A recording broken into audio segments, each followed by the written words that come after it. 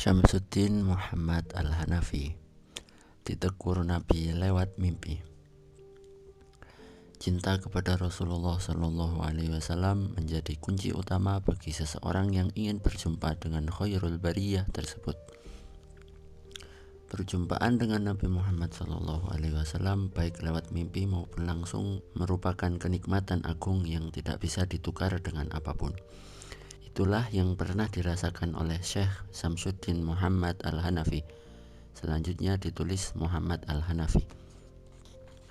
Ulama agung yang dikenal sebagai salah satu waliullah tersebut seolah memiliki waktu khusus untuk berjumpa dengan Nabi Muhammad SAW. Laku hidupnya yang mencerminkan akhlak Rasulullah SAW menyebabkan dirinya begitu mudah bertatap muka dengan manusia luhur sepanjang masa.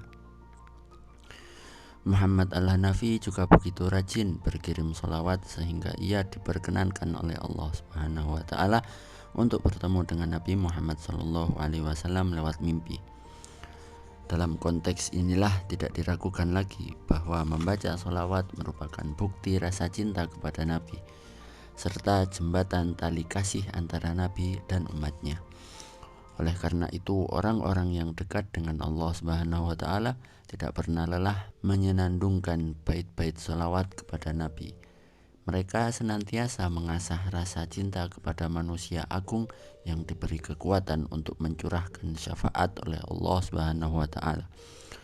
Dengan mengamalkan sholawat, mereka berharap semakin dekat dengan Nabi dan para kekasih Allah Subhanahu wa Ta'ala lainnya.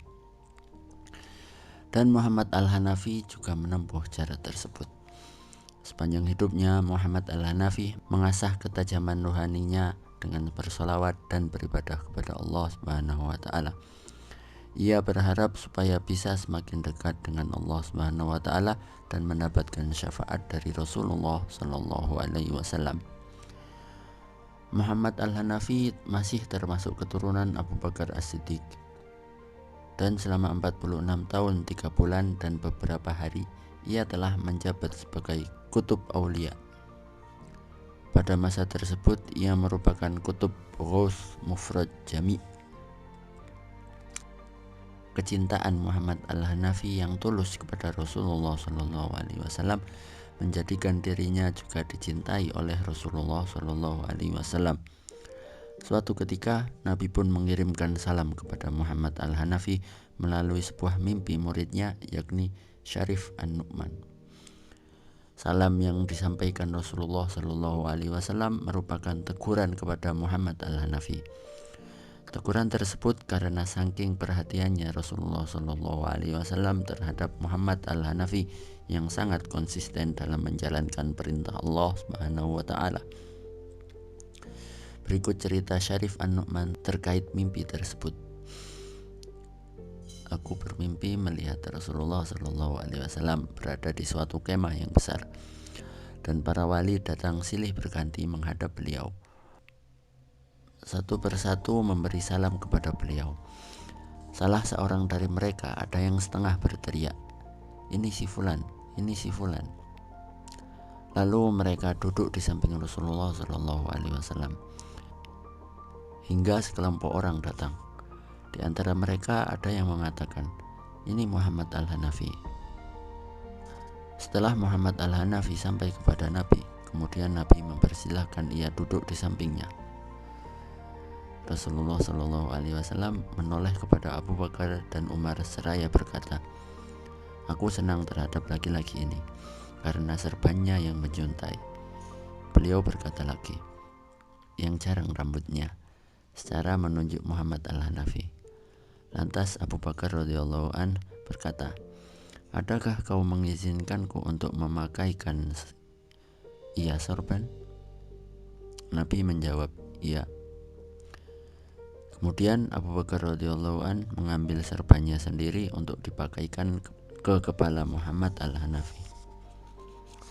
Beliau mengendorkan serbannya sebagai rumbai yang menjuntai di sebelah kirinya, lalu memakaikannya kepada Muhammad Al-Hanafi. Mendapati mimpi yang demikian, Syarif An-Nu'man menceritakannya kepada gurunya, Muhammad Al-Hanafi. Muhammad Al-Hanafi pun menangis terharu. dan orang-orang yang ada di majelisnya juga ikut menangis. Kemudian Al-Hanafi berpesan kepada Syarif, bila kamu bermimpi kakekmu Rasulullah Shallallahu Alaihi Wasallam lagi, tanyakan kepadanya tentang suatu perintah yang menurutnya termasuk amalku. Beberapa hari kemudian Syarif bertemu Rasulullah Shallallahu Alaihi Wasallam dalam mimpinya. Lantas ia menanyakan tentang perintah gurunya tersebut.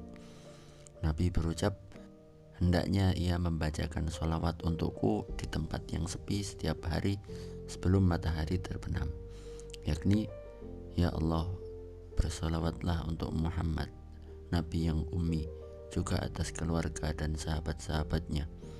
Berikanlah kedamaian kepada mereka sebanyak jumlah hitungan yang engkau ketahui, seberat timbangan yang engkau ketahui, dan sepenuh yang engkau ketahui.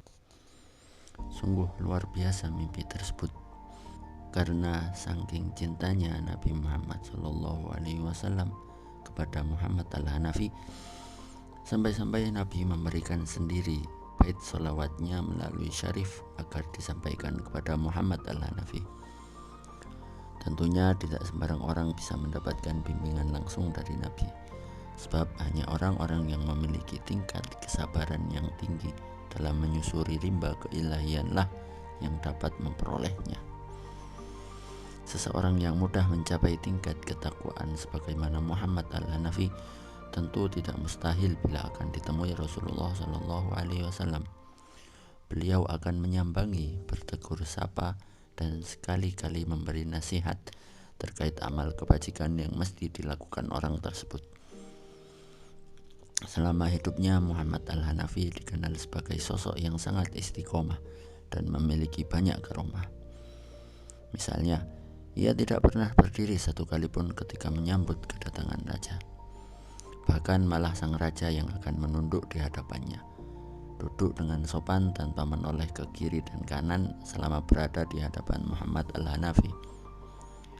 Itulah rahasia para kekasih Allah Subhanahu wa Ta'ala yang tidak pernah jemu mengamalkan sholawat, tidak pernah berpuas diri dengan pencapaian-pencapaian batinnya, serta selalu berharap pada rahmat Allah Subhanahu wa Ta'ala. Itulah yang menyebabkan Muhammad Al-Hanafi tetap menengadahkan tangan memohon rahmatnya serta mengharap guyuran belas kasih dan syafaat Rasulullah Shallallahu Alaihi Wasallam. Muhammad Al-Hanafi sangat rendah hati dan mewarisi akhlak Nabi Muhammad Shallallahu Alaihi Wasallam. Dengan demikian, ia pun mudah bergaul dengan siapa saja untuk menebarkan kebaikan dan keberkahan. Baginya, akhlak mulia yang disandang Nabi merupakan fondasi manusia dalam menjalani kehidupan. Rasulullah diturunkan ke bumi tidak lain untuk menyempurnakan akhlak manusia, karena dengan kesempurnaan akhlaklah hubungan antar manusia bisa terjalin dengan baik. Namun tanpa akhlak yang luhur, manusia mustahil bisa merajut hubungan yang harmonis, terlebih dengan Allah Subhanahu wa Ta'ala. Karena itu, al-akhlaqul karimah merupakan landasan yang mesti dimiliki oleh manusia yang ingin mengikuti jejak Rasulullah Shallallahu Alaihi Wasallam. Dalam salah satu doanya, Rasulullah Shallallahu Alaihi Wasallam berkata, ya Allah, sesungguhnya aku berlindung padamu dari kemungkaran akhlak. Hadis riwayat Tirmidzi.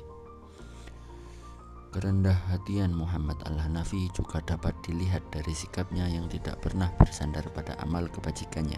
Sebab bersandar pada amal kebaikan saja tidak akan membawa manusia mencapai derajat tinggi di hadapan Allah Subhanahu wa Ta'ala tanpa melalui pintu Nabi. Oleh karena itu, membaca sholawat kepada Nabi mesti dilakukan sebagai pengetuk pintu syafaat dan jembatan menuju Allah Subhanahu wa Ta'ala. Muhammad Al-Hanafi sadar betapa ringkihnya amal kebaikan yang telah ia lakukan, dan ia pun paham bahwa ibadah manusia tidak ada apa-apanya di hadapan Allah Subhanahu wa Ta'ala bila dibandingkan dengan pencapaian Nabi. Oleh karena itu, jalan yang semestinya manusia tempuh ialah dengan mengabdi kepada Allah Subhanahu wa Ta'ala serta sepenuh hati mencintai Nabi.